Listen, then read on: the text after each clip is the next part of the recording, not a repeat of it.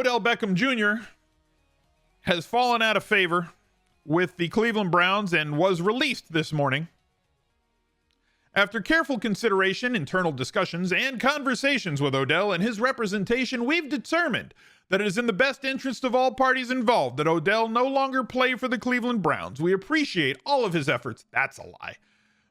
And contributions while in Cleveland, but we've reached a point where it is best that we move forward as a team without Odell. We are finalizing the process of granting Odell his release, and we wish him well, also a lie, as he continues his career.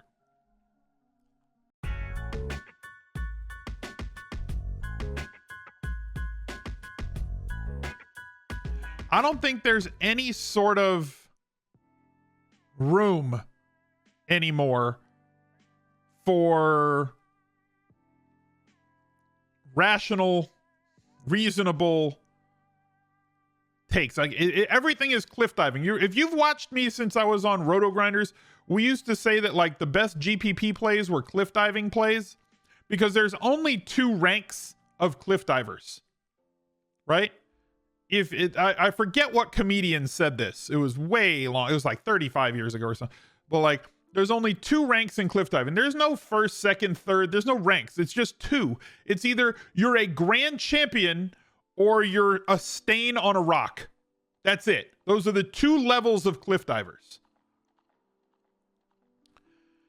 And I think the problem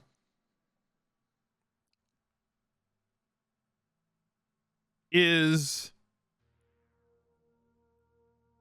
with a lot of the discourse and with a lot of the discussion around, let's say quarterbacks, right? And maybe this is part of the discussion. I haven't thought that out yet. But like, they're either the best quarterback of all time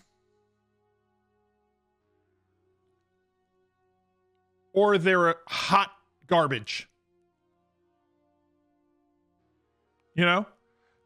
It's either you're a Hall of Famer and the best ever, or you absolutely suck. I happen to think that there's a lot of layers in between that. You know? Quarterbacks are like parfaits. You know? Like, I posted this stat yesterday on Twitter. Let me look it up. Football ref. Philly 4 for 4. Thank you very much for the 33 months. Man, that's a long time.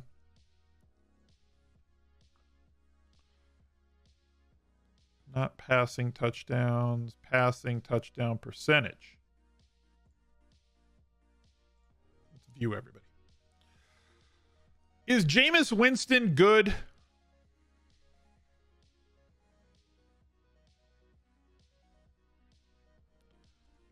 I'd venture a guess to say that most people, I don't want ads. I shouldn't have ads. I pay money to this site so that I don't have ads. That's better. Thank you.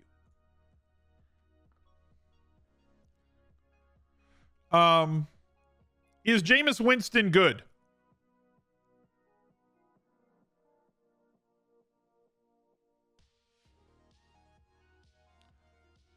For fantasy sometimes? Well, IRL, he was doing quite well this year. Now, granted, they're running like a really archaic offense. And it's a loaded question. That's my point. Context is needed in every one of these discussions. Only with Evans and Godwin, he's leading the league before his injury in terms of touchdown percentage at 8.7%. 8.7% of Jameis Winston's throws have gone for touchdowns this year. He only has 3 interceptions. That's quite good. He was having a fantastic season. Now, they were running an archaic offense because they don't have any weapons.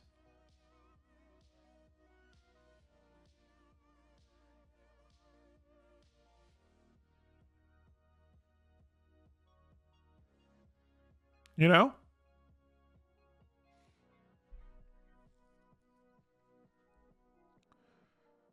$5% and up is like usually pretty good.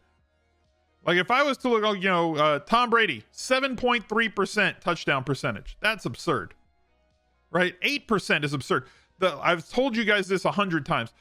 Aaron Rodgers and Russell Wilson are the two most efficient quarterbacks over the last 35 years or so, right? The two most efficient quarterbacks over the last 35 years or so. And their career touchdown percentage is a tick over 6%. Aaron Rodgers.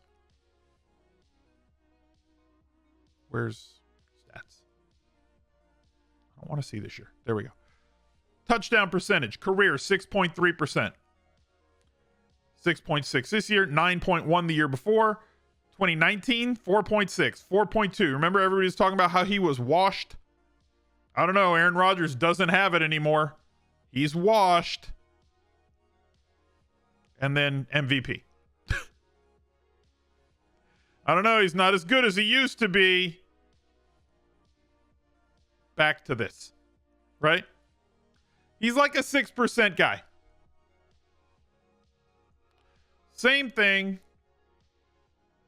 when considering... See, it's sorted by the wrong thing again. Same thing when considering Russ Wilson, who is having was having one of his most efficient seasons. 6.2% career touchdown rate. 8, 7.2. Right? 6, 8.2. He only had like 2 inefficient years. 2016, 2014.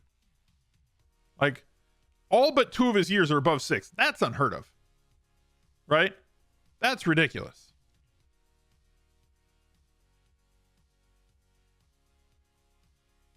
Yeah, but Tom Brady's the GOAT.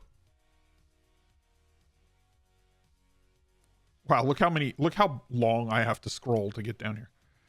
Tom Brady career, 5.5%. Now, in this offense, 6.6 and 7.3, 2 years in Tampa Bay, 6.8% completion rate, touchdown percentage. Which leads to the next part of the discussion.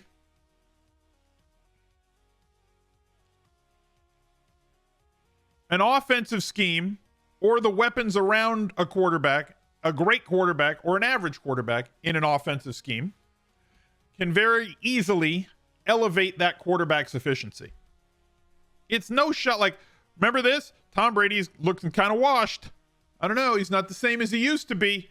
Not throwing as many touchdowns, not throwing for as many yards. He's not good anymore. He's getting old. Father Time undefeated. Goes to a more quarterback-friendly offense with Mike Evans, Chris Godwin, Antonio Brown, Gronk, and backs that can catch the ball.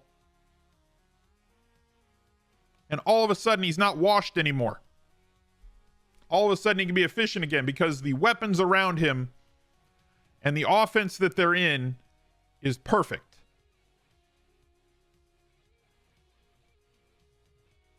We see Kirks for fun. I mean, why? Like this year? He's having a fantastic year. 5.1 this year. 5.2 career.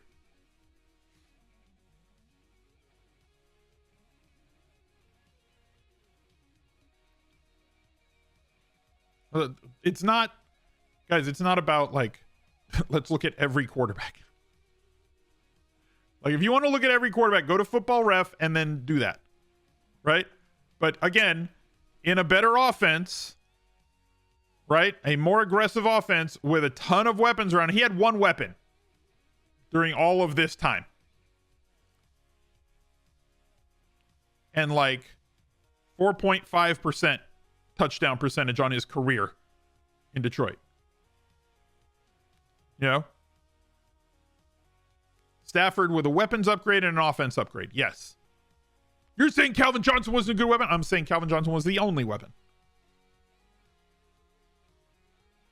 You know, and the Detroit offense was not as good as the McVay offense. So the weapons can make the player, but also, you know, the scheme helps make the player and everything else.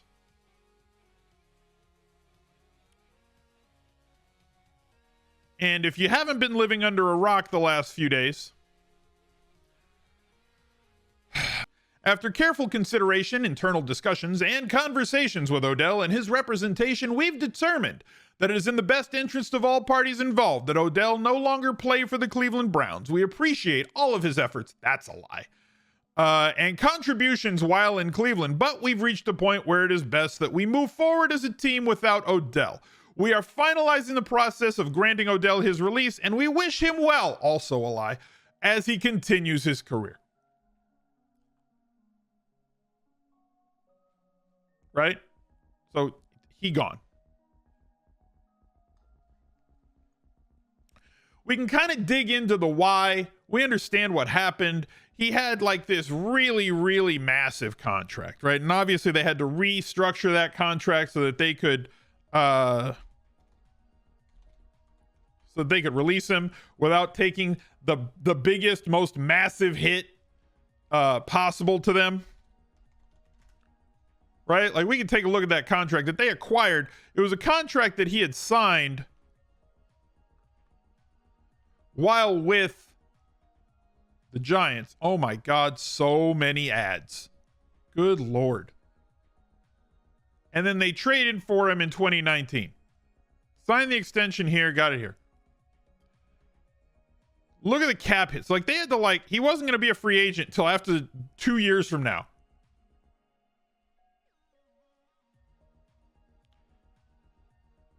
That's a lot of money. So now they got to take this massive cap hit because they just got to walk away from. But I don't want to blame one person for this, right? And I think that, again, it's more contextual. And I think that everybody's letting their hot takes fly about what Odell Beckham Jr. is and who Odell Beckham Jr. is and whether or not Baker Mayfield is good. And just like we looked at with Stafford and with Brady and with Aaron Rodgers, quarterbacks can be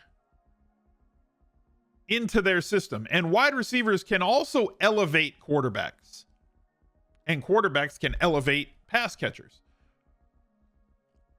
So Odell's dad put out that video. I'm not going to show you the video. There's no point. Odell Beckham Jr.'s dad put out a video where,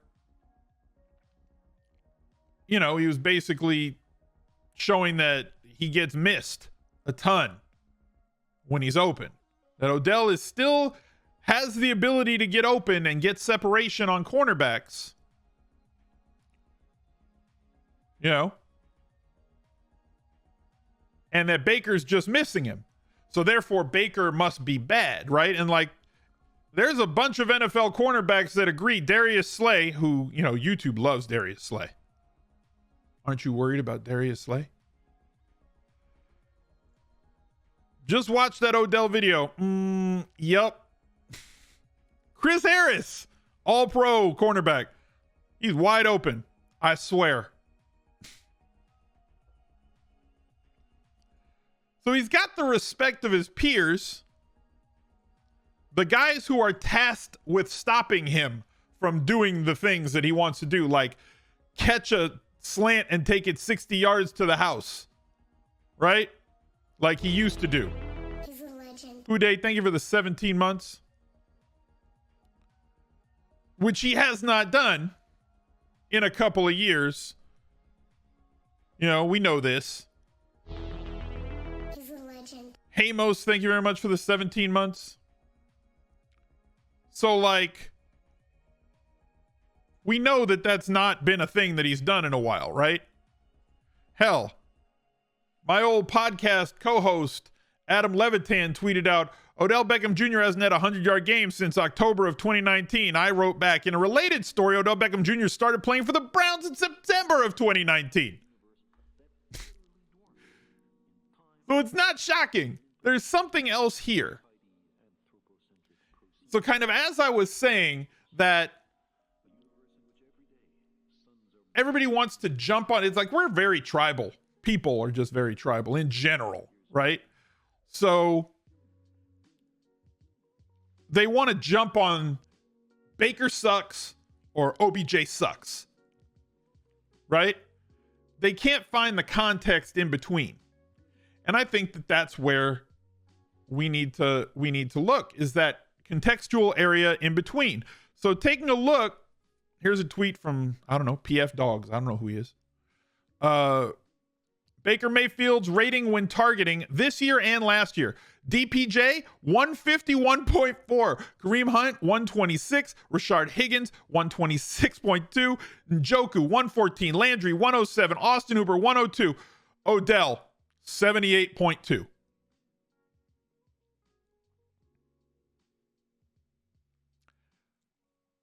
So I don't think that it's merely that Odell Beckham Jr. sucks. And I guarantee you somebody in the chat's going to say, well, Odell drops the ball a lot. Odell has 2 drops this year. Right? This is not an Odell Beckham Jr. apologist video, and this is not a Baker Mayfield apologist video. I'm trying to take a look at everything else. Look at there. Just popped up in the chat. Thank you, Mike, for being right on cue.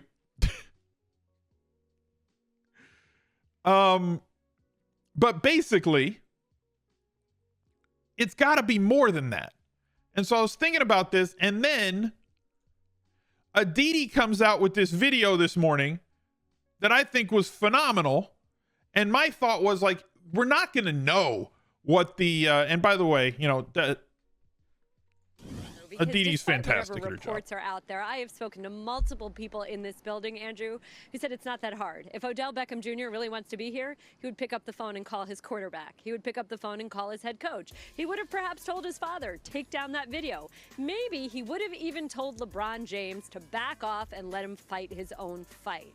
So the thing is that the Browns players right now are saying, sure, yes, if he wants to be here, if he can help us, yeah, we'll take him back, because that is the path of least resistance. Mm-hmm. What else are they going to say right now?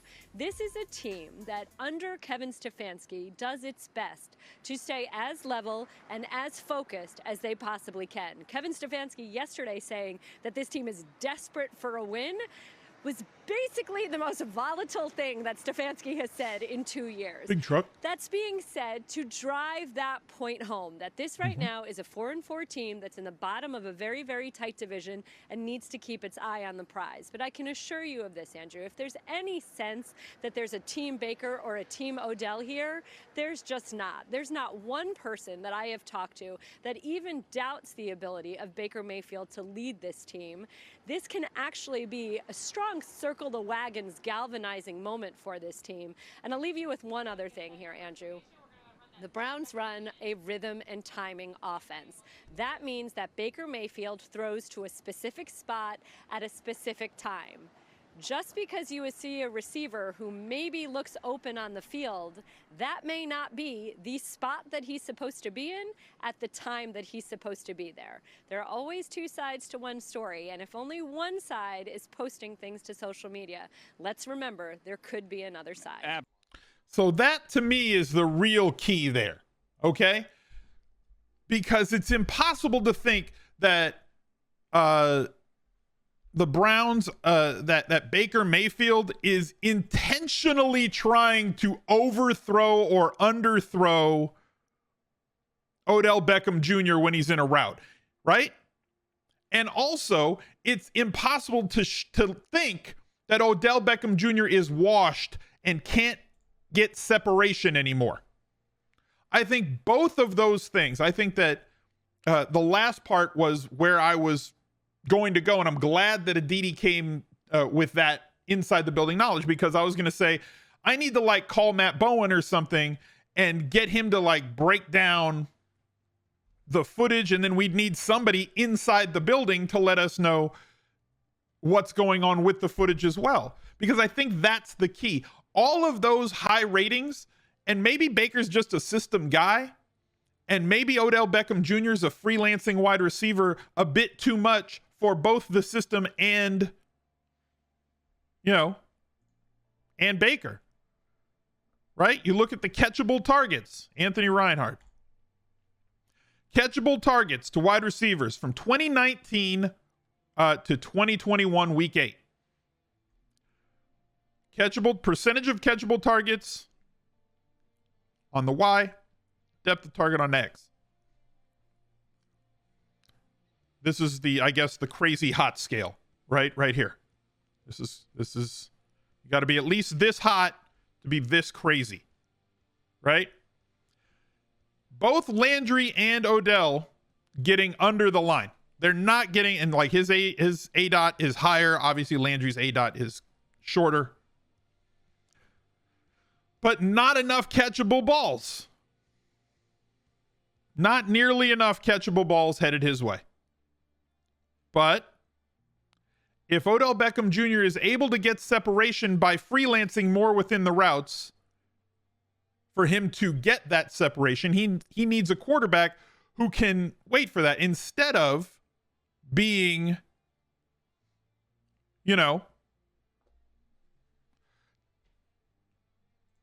somebody like Baker who is tied to the offense. So it's just not a good fit. There's no way that Baker Mayfield can be as good at delivering the ball to literally every other wide receiver for the season and a half. The last season and a half.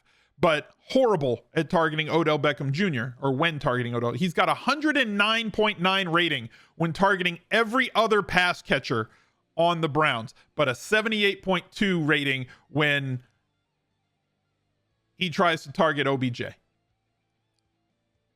I think that it just doesn't fit. I mean, obviously, I think that's not like some breakthrough, right? Like, it's just that Odell does not fit that situation. And Baker seems to be somewhat system-oriented, just like Aditi reported, that he is going to throw the ball to this spot at this time, and it's the receiver's job to be in that spot.